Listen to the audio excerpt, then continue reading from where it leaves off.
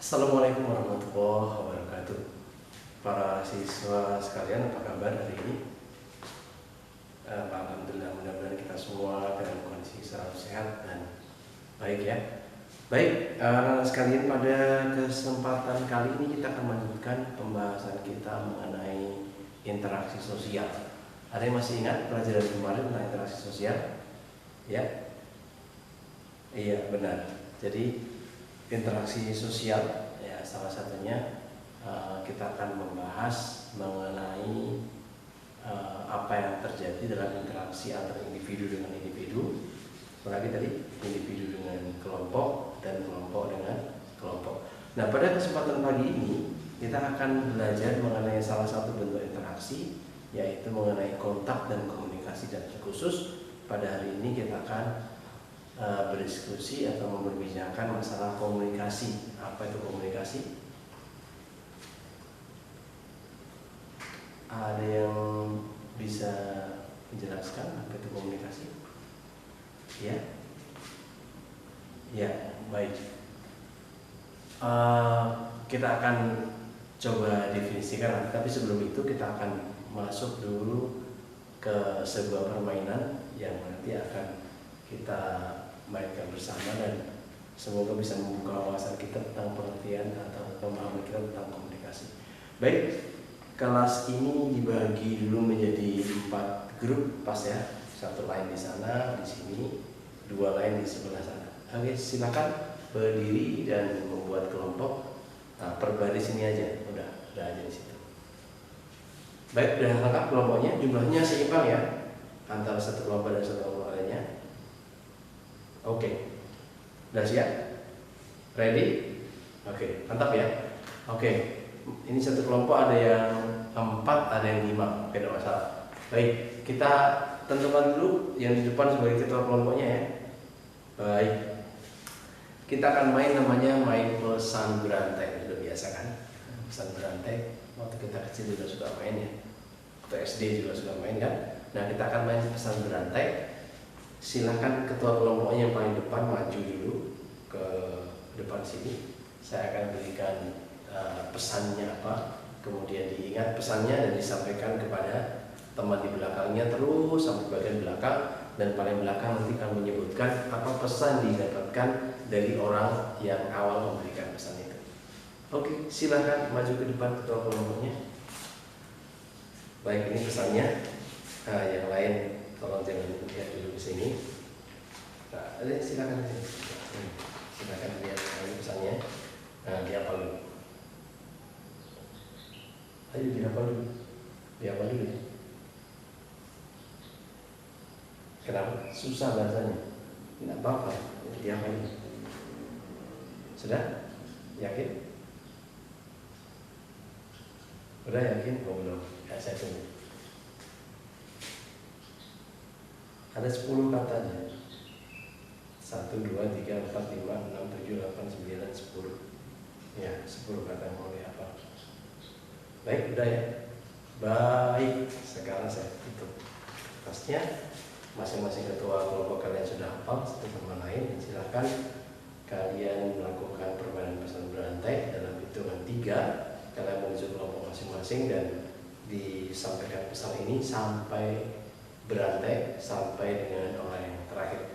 Baik, saya beri waktu, saya hitung sampai 3. Kita semua mulai. 1, 2, 3. Ya, silakan mulai. Ayo yang fair ya, yang fair. Ya, yang fair menyampaikan informasinya. Iya, tidak masalah, salah tidak masalah. Iya, lanjutkan aja terus. Berantai sampai dengan orang terakhir ya, orang keempat atau orang kelima.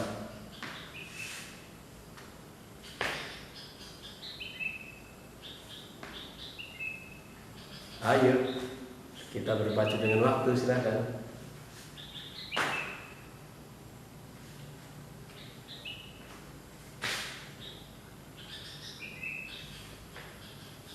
Oke, kelompok 1 sudah hampir mendekati orang kelima, kelompok 2 sudah orang ketiga, kelompok ketiga sudah orang keempat, kelompok keempat sudah, saya sudah orang terakhir, orang kelima.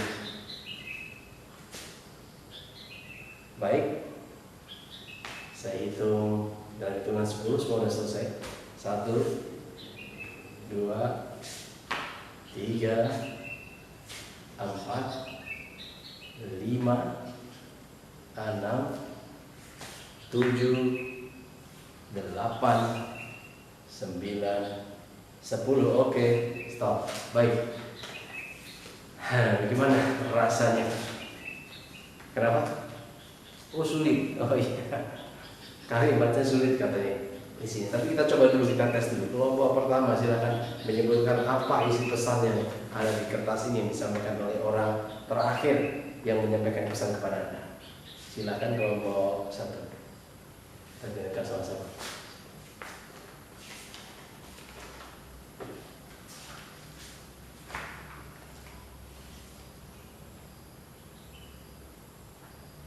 Oke, kelompok 1 udah, oke, siap.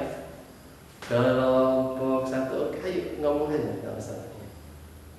Iya, sambil cek ya benar apa mereka. Baik, sudah selesai. Kelompok 2 silakan. Masih ada 3 kata yang salah. Silakan kelompok 2. Oke, lebih baik dari kelompok pertama. Kelompok 3 silakan. Oke, hampir 100%. Kelompok 4.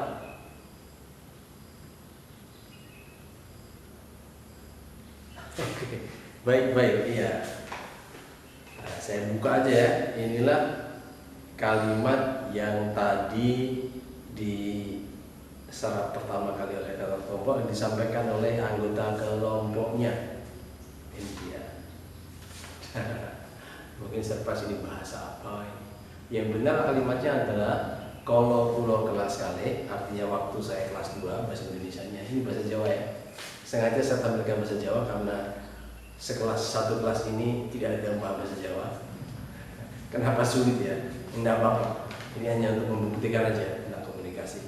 Kalau pulau kelas kali, waktu saya kelas 2, pulau kalian konco pulau, saya dengan teman saya kecemplung kali, kecemplung sungai. Klub itu artinya orang tenggelam.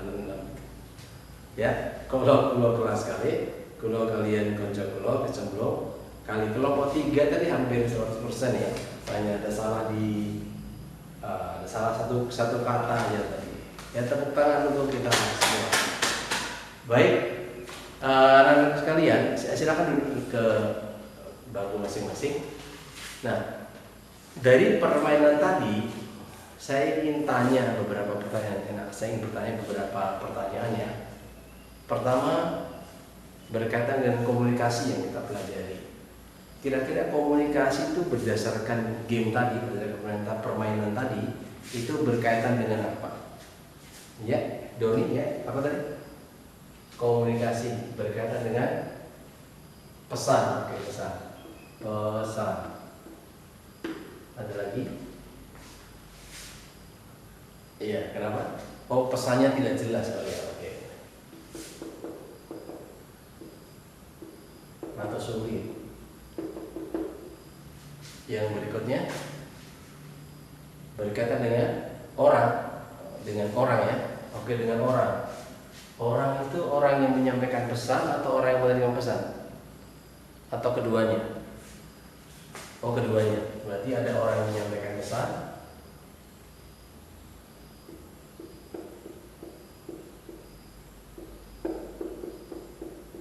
penyampaian pesan namanya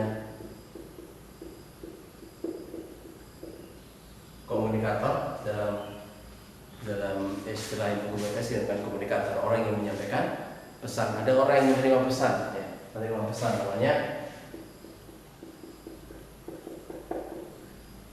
komunikan atau orang yang menerima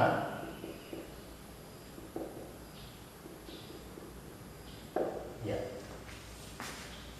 Jadi setidaknya dalam komunikasi ada 3 ini. Ada orang menyampaikan pesan, ada pesan itu sendiri, ada komunikan, dan kadang-kadang pesan ke komunikan ini melewati satu media. Bisa iya, bisa tidak. Kemudian pertanyaan saya, kenapa tadi hampir semuanya gagal menyampaikan pesan? Entah salahnya di mana, di orang ketiga, orang kedua, atau orang terakhir, atau dari pertama salah. Kira-kira apa yang menyebabkan kesalahan? Kenapa pesan itu dari awal bunyinya begini sampai akhir bunyinya macam-macam? Kenapa kira-kira? Oh iya yang tadi betul. Pesannya sulit bisa saja karena ini bahasa Jawa, belum familiar dengan bahasa ini ya. Nah, bisa jadi kenapa pesan itu gagal karena pesan itu gagal atau kurang berhasil karena satu, pesannya yang tidak jelas.